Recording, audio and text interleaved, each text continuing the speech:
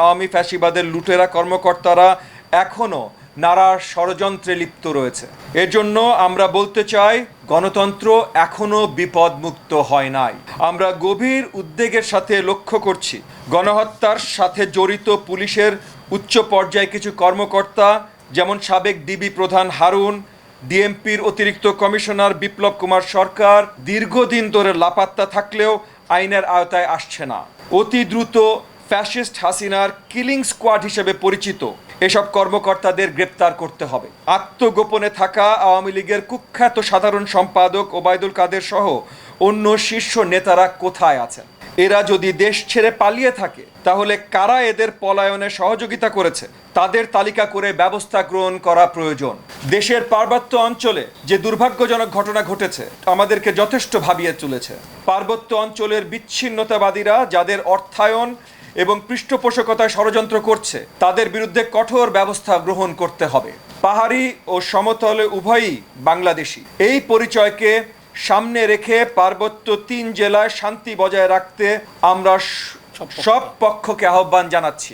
অন্তর্বর্তীকালীন সরকারকে দ্রুত জনমনে এই আস্থা ফিরিয়ে আনতে হবে যে প্রতিটি অন্যায় এবং মানবতা বিরোধী অপরাধের বিচার দেশের প্রচলিত আইন অনুযায়ী হবে। 2টি পাবলিক বিশ্ববিদ্যালয়ে যেভাবে পিটিয়ে মানুষ হত্যা করেছে তা আমাদের বিপ্লবকে প্রশ্নবিদ্ধ করছে। দেশের আইন শৃঙ্খলা রক্ষায় সেনাবাহিনীর বিচারক ক্ষমতায় ন্যায়সঙ্গত দৃষ্টিমান প্রয়োগের পাশাপাশি পুলিশ বাহিনীকে দ্রুত শতভাগ কার্যকর করতে সরকারকে ব্যবস্থা গ্রহণ করতে হবে। একটি অবাধ এবং নিরপেক্ষ নির্বাচন অনুষ্ঠানের জন্য বর্তমান অন্তর্বর্তীকালীন সরকারকে যৌক্তিক সময় পর্যন্ত আমরা সব ধরনের সহযোগিতা করতে প্রস্তুত। কোনোভাবেই বর্তমান সরকারকে ব্যর্থ হতে দেয়া যাবে না। দীর্ঘদিন অনুপস্থিত থাকা, নিজস্ব লোকবল দিয়ে মুসল্লিদের উপর হামলা চালানোর পরও কিভাবে বায়তুল মুকাররম জাতীয় মসজিদের খতিব সাহেবের মতো অতি সম্মানিত পদে মুফতি রুহুল আমিন বহাল থাকেন তা আমাদের বোধগম্য নয়। মাঠে নীরব থাকলেও সামাজিক যোগাযোগ মাধ্যম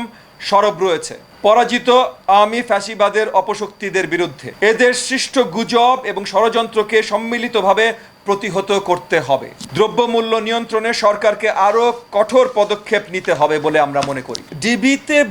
ডিবির দপ্তরে বসে সেটাকে একটা টর্চার সেল বানিয়ে হারুন যা করেছিল, এইটার সাথে কোথাও কোনো একটা ঘটনা ঘটে গেছে বা একটা দুর্ঘটনা বা একটা মর্মান্তিক ঘটনা ঘটে গেছে, দুটার কম্প্যারিজন এক হয় না। স্টেট ক্ষমতায় নাই, হারুন স্টেট ক্ষমতায় স্টেটের অফিসে বসে সরকারি শক্তি প্রয়োগ করে লোকজনের উপরে অত্যাচার করত। এবং আমরা দেখেছি বিরোধী দলের অনেক নেতাকে নিয়ে তাদের উপরে অত্যাচার করিয়ে ফটো সেশনের জন্য খাবার সামনে রেখে তারা ছবি তুলেছে। এবং শেষ এই নাটকটা করেছে ছাত্র সমন্বয়কারীদের সাথে, 6 জন সমন্বয়কারীদের সাথে, যার জন্য হাইকোর্টে যেতে হয়েছে। আমাদের দেশের উকিলদের সব একত্রিত হয়ে হাইকোর্টে যেতে হয়েছে যে তাদের 6 জনকে কোন আইনের আন্ডারে এইভাবে আটকে রেখেছে। সো এইটার সাথে ঢাকা ইউনিভার্সিটি ক্যাম্পাসে একটা মর্মান্তিক দুর্ঘটনা ঘটেছে, সেটার কোনো কম্প্যারিজন হয় না। সো এই ফলস অ্যানালজিগুলো আমাদের প্রথমে বাতিল করতে হবে। দ্বিতীয়, ঢাকা বিশ্ববিদ্যালয়ে যেটা হয়েছে এটা অত্যন্ত মর্মান্তিক, অত্যন্ত দুঃখজনক, কিন্তু সত্যি যে আমাদের দেশের যে কোনো কোনায় যখনই কেউ চুরি করতে যেয়ে বা চুরির সন্দেহে ধরা পড়ে তার উপরে অমানসিক শারীরিক অত্যাচার। তো যদি দেশের যে কোনো কোনায় এই জিনিসটা হয় তাহলে হঠাৎ করে অবাক হবার তেমন কিছু নেই। ঢাকা বিশ্ববিদ্যালয়ে হয়েছে, এটা জাস্ট মর্মান্তিক যে এই মর্মান্তিক অত্যাচারের পর উনি প্রাণ হারিয়েছেন। তবে এখানে আরেকটা দুশ্চিন্তার বিষয়ও আছে, যেটা আমরা বলছিলাম যে এই ফ্যাসিবাদ আওয়ামী সরকারের দোসরগুলো অনেক জায়গায় অনেক কনস্পিরেসি করতে চেষ্টা করেছে। আপনারা এখানে আমি নিউজ মিডিয়াম থেকে জেনেই বলছি যে ওই মৃত্যুর সাথে বা ওই হত্যাকাণ্ডের সাথে যারা জড়িত ছিল, যারা হত্যাকাণ্ডের নেতৃত্ব দিয়েছে, তারা পুরনো ছাত্রলীগের অংশীদার।